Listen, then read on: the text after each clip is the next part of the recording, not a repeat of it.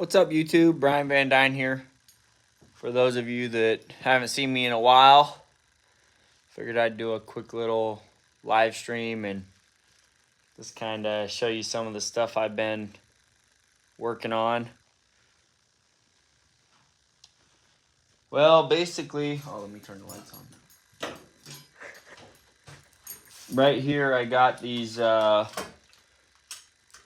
cleaner. They're called switchblades. They're stainless steel brackets for lights.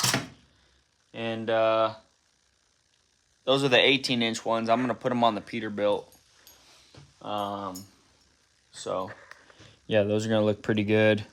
They ran out of grommets and lights, so I can't really put those on yet.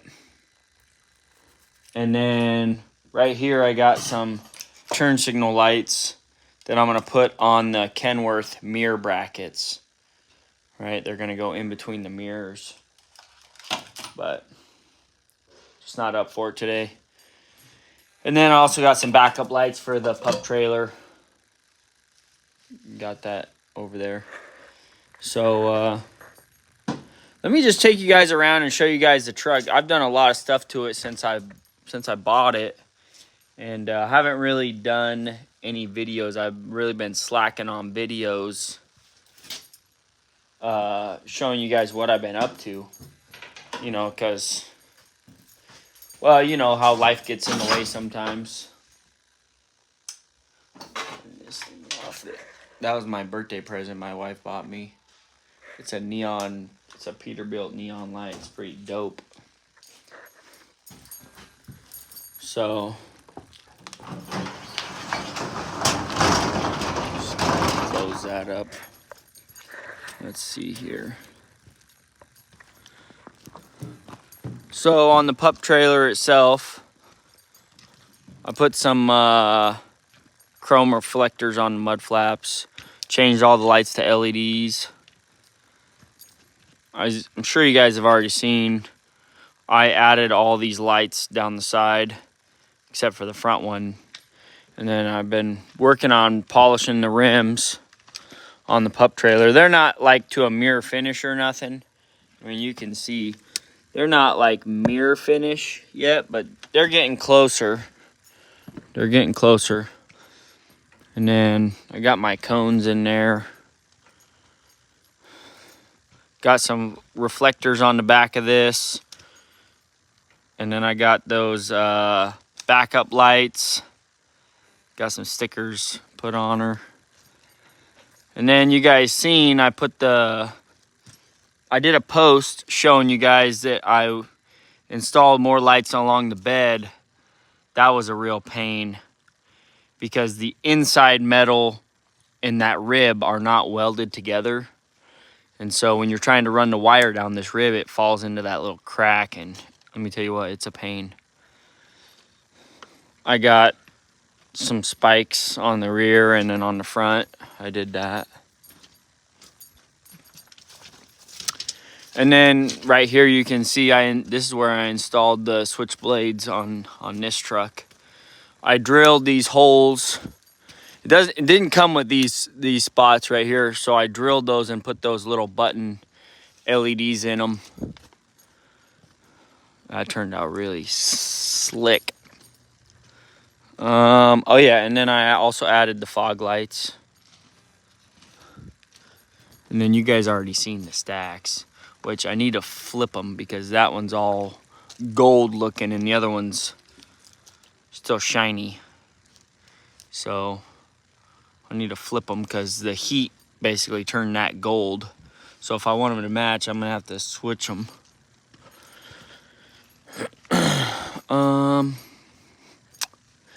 Yeah, I'll just turn those lights on so you guys can see them. Cab is a little dirty right now. I mean, it's pretty organized for the most part, but the floor is dirty.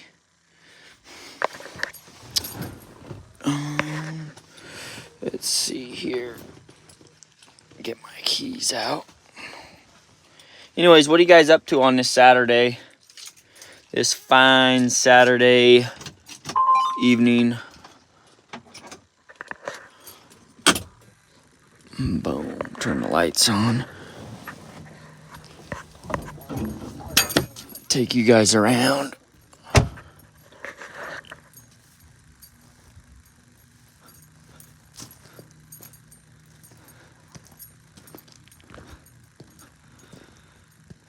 That thing looks so cool at night. I got some ID lights on the top coming. They haven't showed up yet. They're supposed to show up between November 6th and now. So it's gonna be a while before.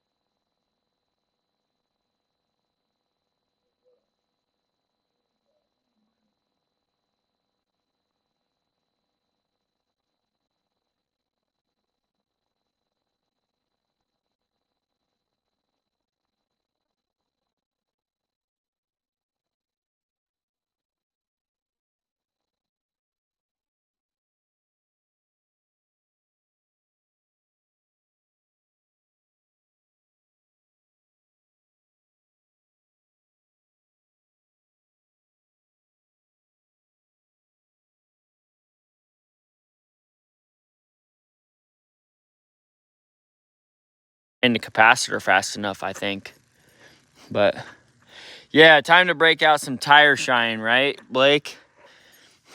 I was gonna do that Exo Permashine or whatever, but the problem is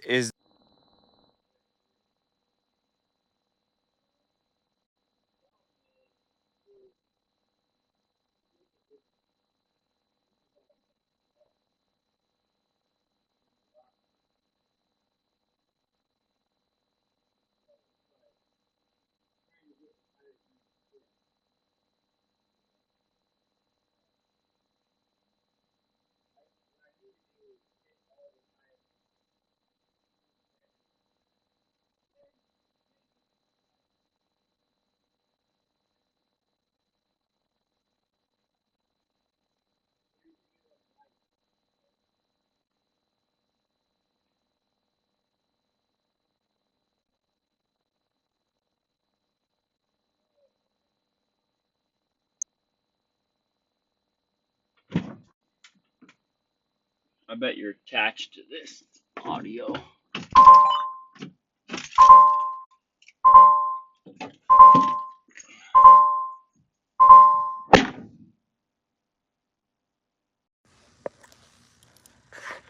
There, how's that for audio? Now you probably can hear me just fine.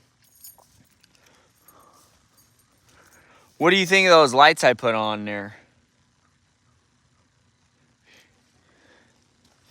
When I'm going really quick, they kind of look a little purplish, just because the amber and blue makes it look purple, but they're definitely blue. And what's nice is at night, those blue button lights are freaking bright, dude. They will shine like all the way over to here, like about 10 feet over, you know, which makes it nice to see, you know, what you're driving up next to, you know. It's pretty sweet. So we know who's got the money now. Yeah, the light store. But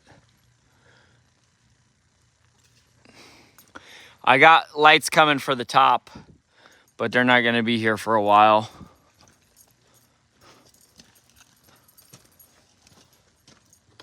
Let me just shut these lights off.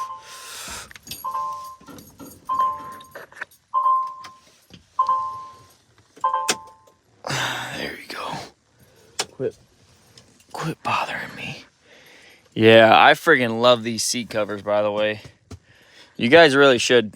If you got a Kenworth, those are money seat covers.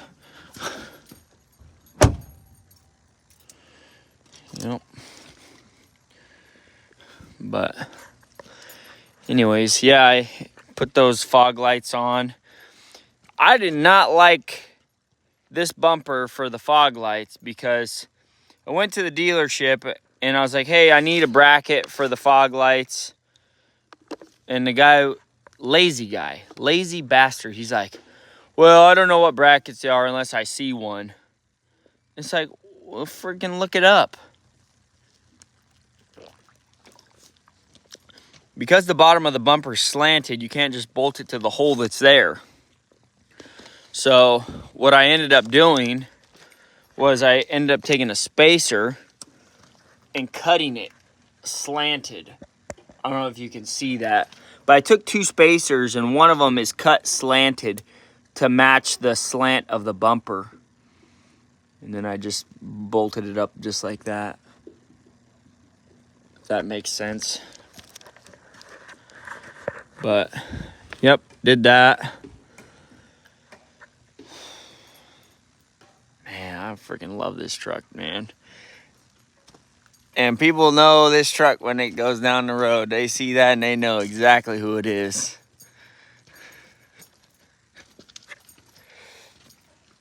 But,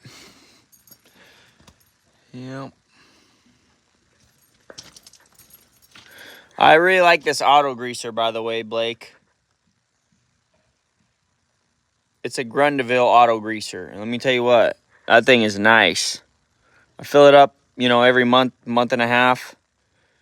Everything stays greased, you know. And all I got to remember to do is the drive line and, you know, just some measly little grease zerks here and there.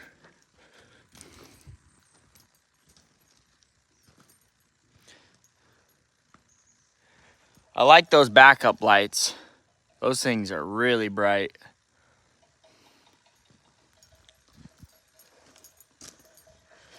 I got new chrome mud flap stiffeners, but I'm gonna get some new mud flaps for the front of the trailer before I put them on. Cause see, that one's like super short and the mud flap's getting eaten, and this one's long and the mud flap looks like crap. And these tires are getting down there.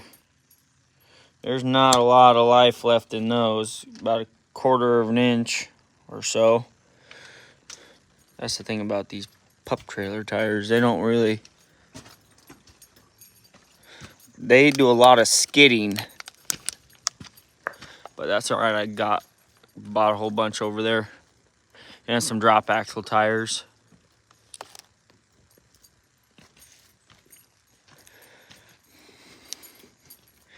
This one is gonna need a kingpin. That side. Yeah, I ended up buying this trailer. Yep, I ended up buying it. That's why I did all the LED lights, added the lights, added the chrome on the mud flaps, polished the rims. They're not to a mirror polish yet, but they're getting pretty dang close. But that back axle is gonna need a kingpin because you can just see, well, you can't really see from the camera angle, but you can, I don't know if you can tell, but here, maybe like this. There, you can see it's angled in. So that kingpin is shot on that one. This tire's good. Got good tread. This one's got a flat spot right there.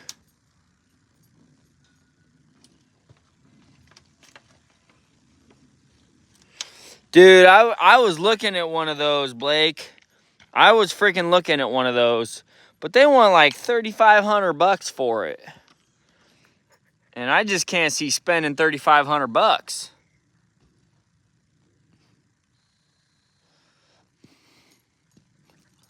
You know, the trick is if you just touch them once every 2-3 days. That's literally all it takes.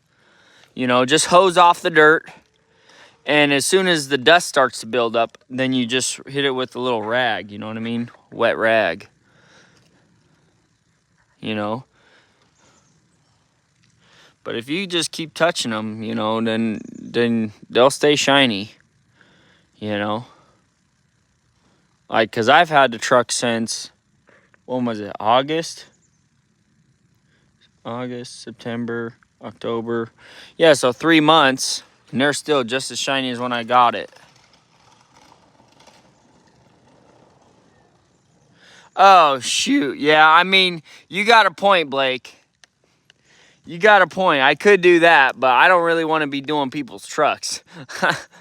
I'd be hiring somebody to do it. Hey, go polish that truck. It's going to cost me 8 hours for him, and then the rest, you know. I could see that. Hey, what's up, Chad? Long time no see. I got a pup trailer for my truck. I don't think you've seen this new truck yet.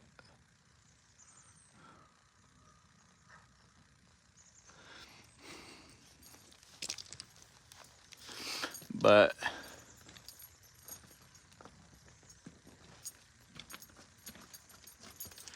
yeah. I mean, I was thinking of buying Durabrights too, but they want like $400 a rim or something like that.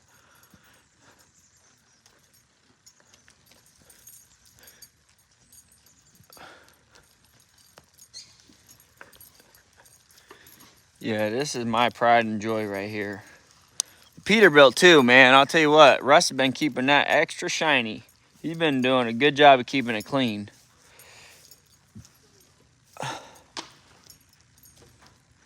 No, I don't think I'm going to add a tarp to the pup.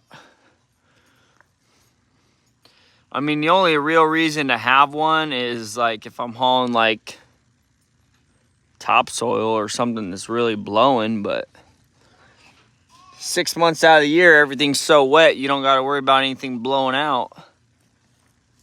And I definitely ain't hauling asphalt in the pup trailer. I don't ever want to do that.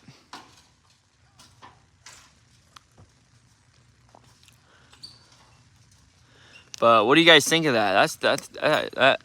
I really like the way this truck is turning out.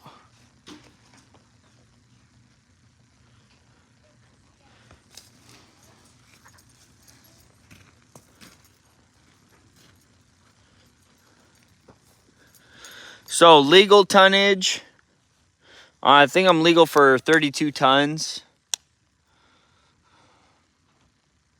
And I don't have to stretch out either, because I got my, I got the sufficient amount of axles.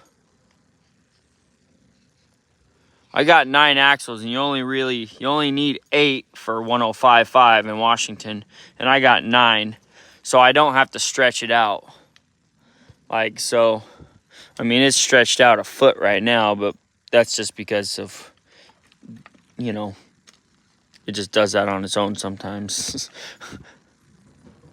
You know, but I'll tighten that back up in there. But yeah, 105,500. 105,500. And then, but if I didn't have that many axles, I could stretch it all the way out to there. You can see the end of the pup. It stretches out another 10 feet.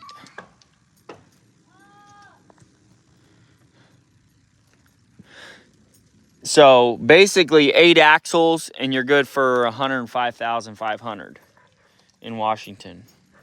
75 feet. Empty the truck and trailer's like 44 or 43 or something like that.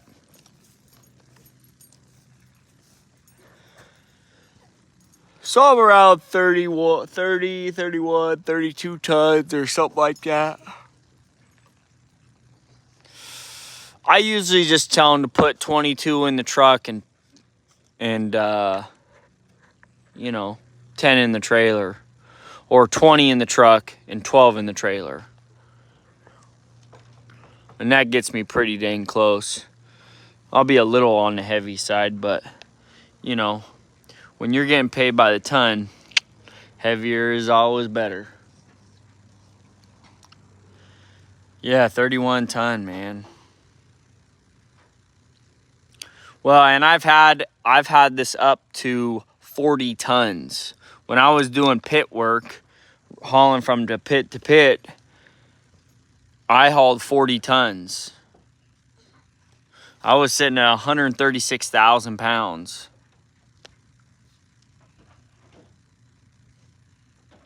Yeah, no, that's a lot of weight for a manual transmission to get it rolling, you know. These automatics, man, I'll tell you what, they're nice. And I would just say, like, driving wise, empty, if I don't have the trailer on, this truck freaking, it gets up and scoots. She scoots. You know, if she's loaded with the truck and the trailer, she's not a scooter, right? I mean, she moves, but she don't move, you know.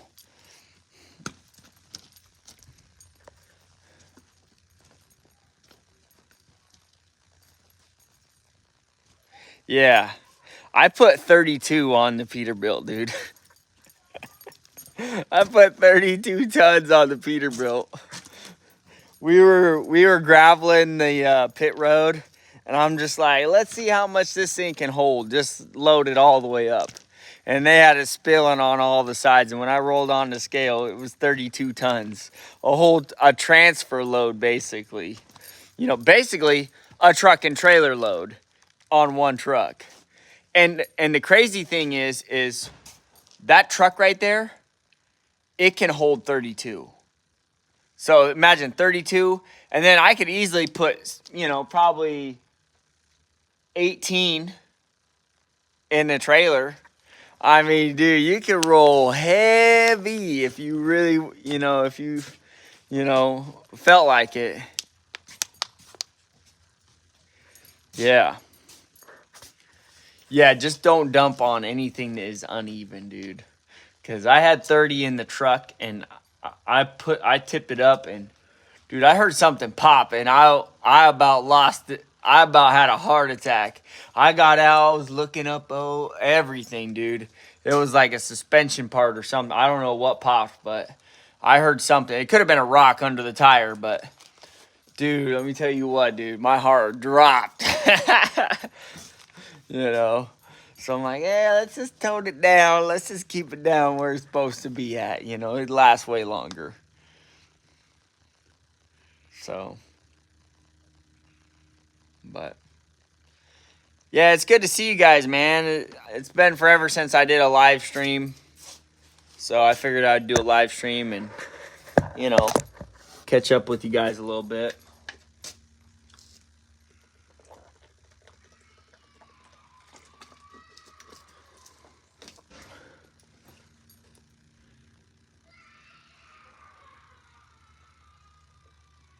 Yeah, that's pretty much what I did.